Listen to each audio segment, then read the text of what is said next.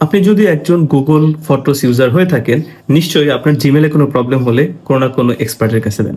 কিন্তু আপনি যদি আপনার গুগল অ্যাকাউন্ট অর্থাৎ জিমেল অ্যাকাউন্টের পাসওয়ার্ডটা কাউকে দেন, সে চাইলে আপনার গুগল ফটোস কিংবা গুগল ড্রাইভ যেকোনো জায়গায় অ্যাক্সেস করতে পারে। এখন ধরেন আপনার গুগল ফটোসে যদি কোনো সেনসিটিভ ছবি থাকে কিংবা ব্যক্তিগত ছবি থাকুক না থাকুক, প্রাইভেসির অনেক ব্যাপার-স্যাপার থাকে, রাইট? সো এই প্রাইভেসির ব্যাপারটা যদি আপনি নষ্ট করতে না চান এবং আপনি যদি চান যে সে আপনার জিমেলের পাসওয়ার্ড ঠিকই জানবে কিন্তু আপনার গুগল ফটোসে ঢুকতে পারবে না, সেই ক্ষেত্রে এই ভিডিওটা আপনার জন্য। সো আপনি চাইলে আপনার গুগল ফটোসে থাকা ছবিগুলোকে লক ফোল্ডারে রাখতে পারেন, যেটার থ্রুতে যে কেউ আপনার জিমেলের পাসওয়ার্ড জানা সত্ত্বেও আপনার গুগল ফটোসের সেই লক ফোল্ডারে থাকা ছবিগুলোতে ঢুকতে পারবে না। সো সেটা কিভাবে করবেন, লেটস সি। আমি যদি গুগল ফটোসে আমার ছবিগুলো লক করে রাখতে চাই বা লক ফোল্ডার, সেক্ষেত্রে আমাকে প্রথমে গুগল ফটোসে যেতে হবে। আমার যদি ব্যাকআপ অফ করা থাকে, আমাকে প্রথমে ব্যাকআপ চালু করে দিতে হবে। অলরেডি আমার ব্যাকআপ চালু করা। তারপর কালেকশন অপশনে যেতে হবে এবং এখানে লকড যে অপশনটা, সেই লকড অপশনে যেতে হবে। এখানে আপনার ফেস আইডি অথবা আপনার পাসওয়ার্ড কিংবা ফিঙ্গারপ্রিন্ট চাইবে, যেটা আপনার ডিভাইসের সাথে কানেক্টেড।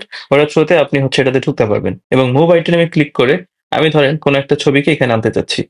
তো আমি সেই ছবিটাকে সিলেক্ট করব, করে মুভে ক্লিক করব। তারপর যে অপশনটা আসছে এখানে আমাকে ডিলেট যে অপশনটা সেটা সিলেক্ট করে দিতে হবে। ডিলেট অপশন সিলেক্ট করে দেওয়ার পরই আপনার এই যে ছবিটা, সেই ছবিটা লকড ফোল্ডারে চলে আসবে। এখন এই ছবিটা কিন্তু নরমালি অন্য কোনো ফোল্ডারে দেখাবে না, এটা শুধুমাত্র লকড ফোল্ডারে অ্যাভেলেবেল থাকবে। এখন আপনি যদি চান যে লকড ফোল্ডার থেকে এই ছবিটাকে আনলক করতে, সেক্ষেত্রে এই ছবিটাতে ক্লিক করে ধরতে হবে এবং এরপর এই মুভ ক্লিক করে মুভ আউটে ক্লিক করলেই এটা আপনার লক ফোল্ডার থেকে আনলক হয়ে যাবে।